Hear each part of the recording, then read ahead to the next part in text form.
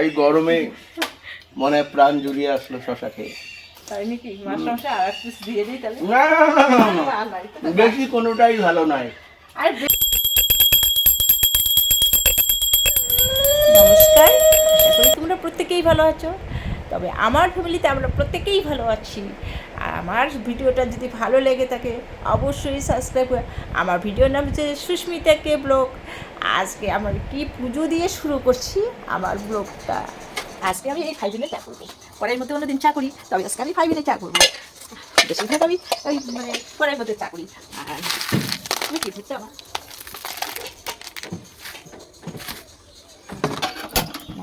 থাকার কথা। আমি বললাম যে আমি তো লাল চা খেতে পারি না, আমি একটু দুধ চা খাবো। আর মেয়েকে বললাম মা সব কিছু তো আছে। মেয়ে বলে কি হ্যাঁ মা সব কিছু আছে।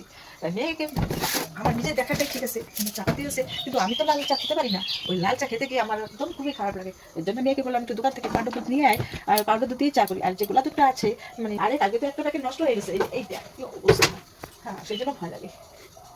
ওমা ওইটা চা খায় না বুঝছো, ওটা লাস্সি খায়। ওটা দিয়ে তুমি চা করছো? আমি জানি না। হ্যাঁ ওটা লাস্সি খায়, আমার বান্ধবী করে বলছে। ও লাস্সি খায়? হ্যাঁ লাস্সি করে খায়। ও সেই জন্য আমার দাদা এনেছে। হ্যাঁ। আমি তো জানি না, তো অনেক কিছু জানি না। আমাকে কালকে এক দিদি ভাই কি কমেন্ট করে বলছে যে দিদি ভাই সত্যি তোমার কথাগুলো এত ভালো লাগে। ও সত্যি আমি দিদি ভাইটাকে না একটু দেখতে চাই, একটু দেখতে হলে খুবই আনন্দ লাগে। চুলটা ভালো করে আসাই নেই আসলে, সেজন্য চুলটা আমার এলোমেলো হয়ে গেছে। সকাল সকাল তো এত সময় হয় না, আবার রান্না বসে দেবো 8টা 8:30টার মধ্যে আবার রান্না কমপ্লিট করতে হবে। আজকে কি করবো? আজকে করবো ডাল করবো, পটল ভাজা করবো, চাল কুমড়োটা ভাজা করবো। আমার ছেলে আবার ওই যে বড়া ঠোড়া দিয়ে করলে চাপড়টা বেশি পছন্দ করে না। হ্যাঁ কি করি, আমার নেটটা কোথায় গেল? নেটটা তো পিছনে। আমি চিনি দিতে ভুলে যাই একদিন, আমি চিনি দেই নাই। আমার হাজবেন্ড কি রাগ হয়েছে, তোমার মাথায় ঢেলে দিব। আমাকে হাসি হাসি করে বলে তাই তোমাকে মাথায় ঢেলে দেবো। কেন আমার চা গরম চা আমাকে মাথায় ঢেলে দিবা? কয়েকদিন খেয়ে দেখো তো। আমি কই খেয়ে দেখো মানে কেন? আমি আগে কেন খাবো? তো আগে কেন চা খাবো? একসঙ্গে আসি, তোমাকে আগে দিয়ে আমি খাই। হ্যাঁ এর মধ্যে তুমি চিনি দাও নাই। কি হাসি! আমি কই তাইলে কি আমাকে গরম গরম চা চা মাথায় ঢেলে দিবা? তখন আমার অবস্থাটা কি হবে? আর তুমি কি চুপচাপ থাকতে পারবা? তখন কি হাসি, সেই সকাল সকাল একটা হাসি হয়ে গেছে আমাদের মধ্যে। আর আমার ছেলে মেয়েগুলো ঘুমোতে অবস্থা ছিল, আমরা দুইজনের সেই হাসি, সেই মানে এত সকাল সকাল হাসি। আর আমার যে এত ভালো লাগছে সেই দিনটার কথা আজকে আমার মনে করতেছে। আমার কারণ আমি বেশি তো চা করি না, আমার চা করে আমার মেয়ে চা করে, সেই জন্য আজকে আমি চিনি এই চা করতে এসে চিনির কথা মনে পড়ে গেল। যাই হোক বন্ধুরা, এখন আমি একটু চাটা করি, শেষ হয়ে গেল চা করা।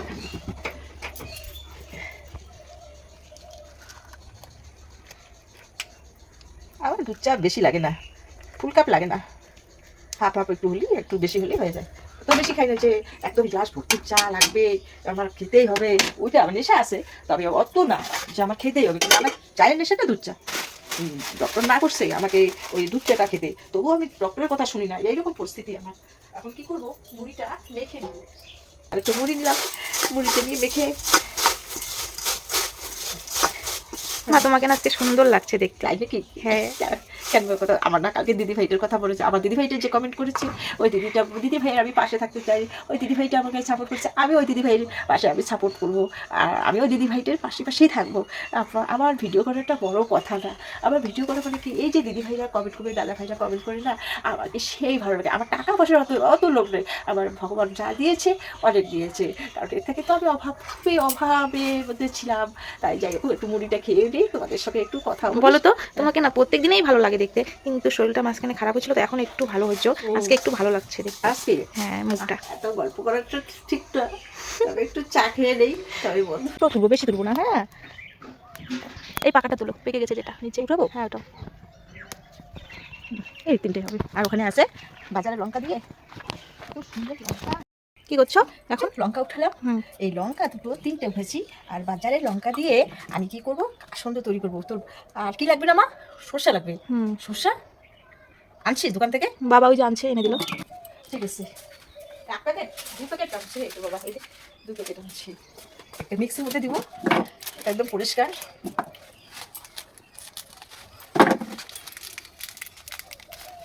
এই শাক আমার মেয়েটা না সত্যি এত কাজের মধ্যে দিয়ে আমাকে এত বিরক্ত করে না। ও বললে যে মা একটু সর্ষা আর গাছের লঙ্কা উঠাও, আমি কাসুন তো তৈরি করবো। আমাকে লাগবে না, এত গরমের মধ্যে তোকে করতে হবে না, আমি নিজেই করবো। তোর এত রকম তোর ওর খাইতে হবে শশা, বাজারের শশা, আর গাছের শশা না, এটা বাজারের শশা, আর এইটা আমাদের গাছের শশা। আগে জল দিলাম না, হ্যাঁ মা, বেশি না, অল্প একটু লবণ দেবো, একটু হলুদ দেবো, একটু জল দেবো। এত সুন্দর হয়েছে। এই মেয়েটা যে এত বায়না ধরে, মানে সব কাজকর্ম ফেলে আমি ওকে কাসন্ত করে দিলাম। এইটাই আমার কাসন্ত বন্ধুরা। তবে দেখেন এখন আমার মেয়ে বায়নাটা এখন কমে যাবে, আমি এটা করে ওকে ও খাইতে থাকবে, আমি একটু কাজকর্ম করতে থাকবো। বড় হয়েছে বটে, কিন্তু এত বায়না ধরে না আমার সঙ্গে, আমার মাঝে মাঝে আমি বিরক্ত হয়ে যাই। ওর বাবাও মাঝে মাঝে রাগ হয়ে যায়। ওর বাবার রাগে ওর কী করলো, দুটা কি আনলো, শসার প্যাকেট আনলো, আবার গাছের থেকে শসা নিয়ে আসো, বায়না ধরেছে। হ্যাঁ বাবা, তো গরম পড়েছে, গাছের শসা আছে, তুমি আনো না, আমাকে কাসন্ত করবে, মানে ওর মানে খেতেই হবে এরকম ভাব। হ্যাঁ কী করি, ছেলে দুটো এত বায়না না, এই মেয়েটা যত শুধু আমার বায়না। যাই হোক বন্ধুরা, তাই মেয়েকে বলতেছি তুই এখন সে শসা ছুলে নিয়ে কাসন্ত দিয়ে খা। মানে কোনো ভাঙে টাঙে নাই, ঠিক আছে। কালকে বাবা জানেন, কালকে স্কুলে অনেক দিন আগে অর্ডার করছিল বাচ্চাগুলো প্রজেক্ট দেওয়া নেওয়া, কালকে মেয়ের মায়ের গ্রুপের এটা খান, এটা খান।